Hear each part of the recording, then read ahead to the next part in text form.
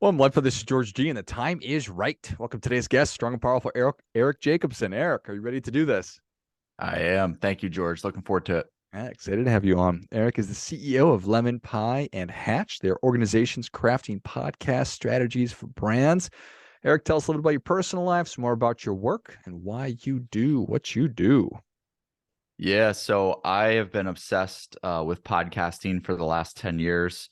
I got lucky that my passion for it just so happened to be at a time where it was a good time to get involved in it. Wasn't too early to where the business wasn't successful and wasn't too late to where the competition was too fierce and we couldn't be successful. It was right around the time when it was just starting to take off. And yeah, I got a family. I live in Ohio, and just a person who wanted to create a company, found podcasting, went for it, took a lot of bumps and bruises along the way, but figured it out, and have been really fortunate to be in the position that I am now. Nice. Well, I appreciate that. So around 2012.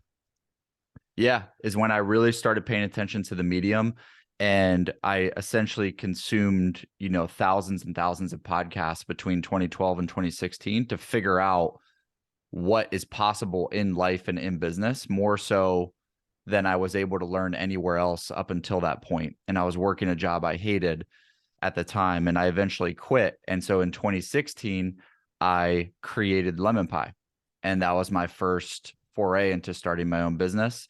And then 2 years ago in 2020, we saw an opportunity to create Hatch. And so our entire mission with both companies is to help brands win through podcasting, either by creating their audience's favorite podcasts that they are excited to listen to every single week, or by appearing as a guest on their audience's favorite podcasts as more of a modern PR effort, one where you get to be the content and not the ad. And so that is really what we do with both companies. Get to be the content and not the ad. I think that's a good way to think about it. Nice. So a lot has changed in the world of podcasting. Now everybody has a podcast, essentially. Do you think that if you would start, would you start Lemon Pie today? I would. It definitely would have been more competitive, had I started today. Now what the main thing that I have noticed is that the way that buyers are buying has fundamentally changed. This was true in 2016, but not as much as it is true now. In my opinion, the writing is on the wall. The Google and the old traditional monolithic, media entities that were basically the singular points of where information was consumed or learned or found is not the case anymore. People are learning about things, finding things, and consuming content in all these niche, varied formats and from different sources that are actually either direct from the source, like independent creators, or brands that are creating material that they love to consume. And I think that that has more influence over the way that people are buying now than going to Google search and typing in a search result and getting SEO optimized, really, boilerplate templated articles that are not terribly helpful. And so I think there's more opportunity now than ever before to get in front of your customers where they're hanging out. And podcasting, I think, is one of the options and one of the best options to be able to do that.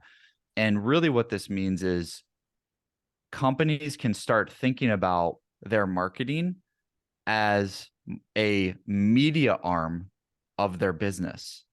So instead of a more traditional for the last 10 years style of marketing where it's like direct response, where you're putting $1 into Facebook and you're hoping 2 comes out, and you're able to attribute and track everything. Now, where I think the new frontier of marketing is acting more as what consumer media companies have been doing, which is creating content that your customers actually want to consume, and not trying to get them to convert into a sale based on math and formulaic equations, paying the gatekeepers of Google, Facebook, Instagram, all of those things. And so fundamentally, I think that the brands that are going to win in the future are the ones where customers can name people who work there. And I think the best way to do that is to think about your marketing as a media arm, and podcasting as one vehicle to power your media arm. That's awesome. Companies where consumers can name people who work there. So maybe the best example of that is Tesla, SpaceX, because everybody knows who Elon Musk is. And so you look at that and you say, this guy is regardless of what you think about his politics, he is successfully executing on what you've just described. Exactly. Exactly. And he did that earlier than most and can be a prime example. And so for a real life example based on that, the question would be, if Tesla were to create a podcast, would it be more interesting a Tesla podcast or a Elon Musk podcast? Which one would be listened to more? Which one would be more popular? Which one would be more interesting, helpful, compelling? It would be the Elon one, because people are more interested in the people that work at the companies and building a relationship with them than the company itself. And so that is the fundamental premise of everything I believe about marketing, is that people want to buy from other people, especially in B2B. It can be so easy to like lose track of. We are all just people, even if it's inside of a larger organization. The influence you can have on buying decisions, but by thinking about the individuals on the other end and not as a business that you're selling to as one entity, I think can really, really, really help you in your marketing.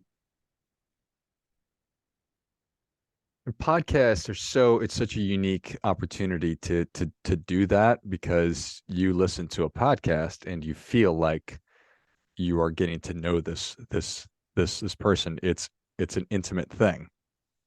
Yes, exactly. And one mistake people make, I think, when it comes to podcasting in this in relation to this conversation, is they hope that by creating a podcast, it will be the thing that is the place that people find out about them and their company for the very first time.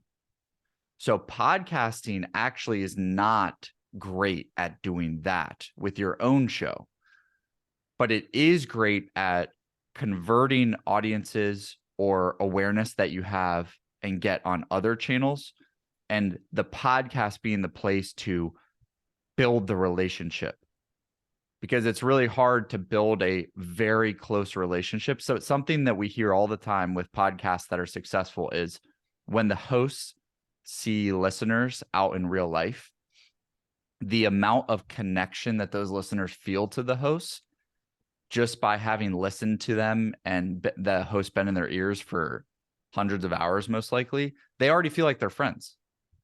But that connection on social media, even if you follow somebody on Instagram for a long time, you may not feel that same type of thing. And it's because the posts are much more ephemeral.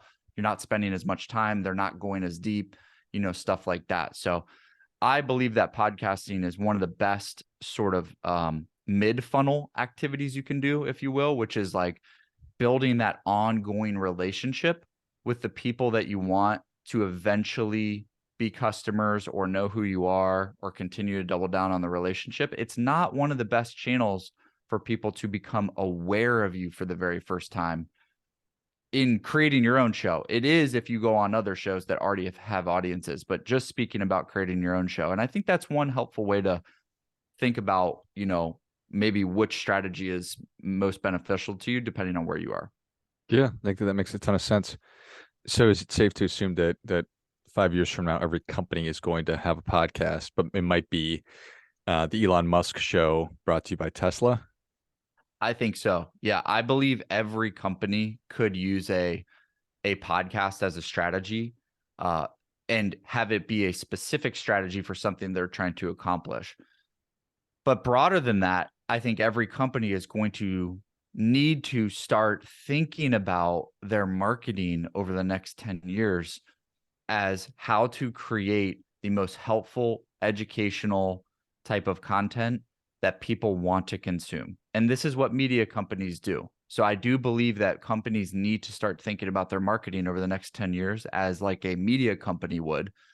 And again, podcasting is one vehicle for that. There's also newsletters, and there's also long form video, and there's also events and things like that. But podcasting is one. Yeah, to sort of circle back, I think you hit the nail on the head. I think I am sick, absolutely sick of having gatekeepers standing in my way of what I perceive to be the truth. It's like I can turn on Fox or CNN or MSNBC and know that the information that I'm receiving is affected by some kind of a bias in some way, shape, or form.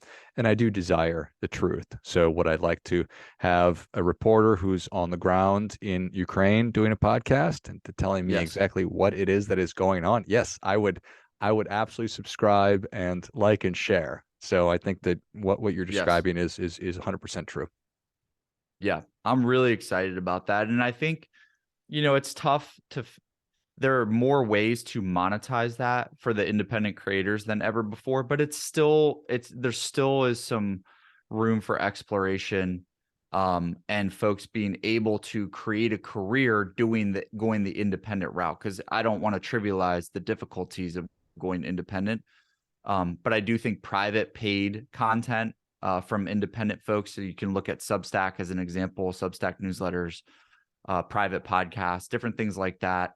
Not just the ad supported models. It will help the creators being able to do exactly what you just described as time Mm-hmm. goes on. Well, and also great big brands that already have Yeah. customers and clients or whatever term that they want to use, Yes. so that they will deepen that relationship and Yes. provide what people are sort of wanting, and that is immensely valuable just on its own. So instead of looking at this as a profit center, this is just part of the term you're using, this is our marketing arm of our organization, or part of what our marketing arm is. Yes. And it will only work if you judge its success based on the correct metrics. So if you're judging the success of your media arm on how many conversions to customers did we get this month that are attributable in our analytics dashboard, you are going to be underwhelmed and think that it's not working. But if you judge its success based on what is the feedback we're hearing from the community, what is our listenership growing? Is our readership growing? Are people giving us unsolicited praise on social media? All these things that give you indicators. Is the content resonating? And then what will happen is when those folks are ready to buy, and maybe it's not for until 8 months from now, you will be the very first and probably the only place they come to, because you've been developing that relationship and building trust and goodwill for that whole time. So you can't measure it on short-term metrics, which is scary. I don't want to trivialize that either. It is scary to create a channel and a strategy that is hard to measure, in the short-term nature. But I do believe that there's more marketers that are starting to beat that drum. And I think that's where marketing is heading. Yeah. What do you think about you're talking to a Fortune 500 company and they want to put a great product forward. So is the impulse to do this really large production and a super produced show? Or do you say, you know what, you don't need to do that. In fact, look at the biggest podcast in the world, Joe Rogan. It's just, it's not this super produced show necessarily. What are your thoughts on that? I love this because I think that it can be easy to think that there's a formula for success with media and with content and with podcasts. And that couldn't be further from the truth, because every example of what the best practice is, quote unquote, from the experts, there are counter examples to that exact recommendation that are successful. So for example, a lot of experts would say, well, you got to have your podcast. Your podcast can't be longer than 30, 45, 60 minutes. But then to your point, look at Joe Rogan. He talks for 3 hours. And you could say, well, he's an exception that proves the rule. but there's many other podcasts that are also incredibly long form that are still successful. And so I don't think there is any one, magic silver bullet to what the answer is that will be successful. The question though is, what does your audience want? And what other competition for the type of content that you want to create already exists? And those two things will help you determine how, if and how you should differentiate. So literally getting on calls with customers and saying, what content do you consume?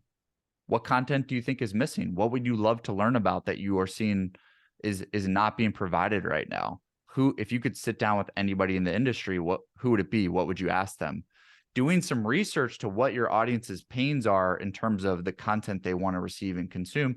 And then also going and looking at other shows that are already trying to service that market and seeing, what is their value prop of their show? What is the episode structure that they have? And all of those things can help you determine, what you could create. I would argue that possibly even a highly produced storytelling driven show from Tesla would be less successful than a daily 7-minute stream of consciousness Elon Musk podcast that is just him talking into his phone, and it's uploaded right to Spotify and Apple from there.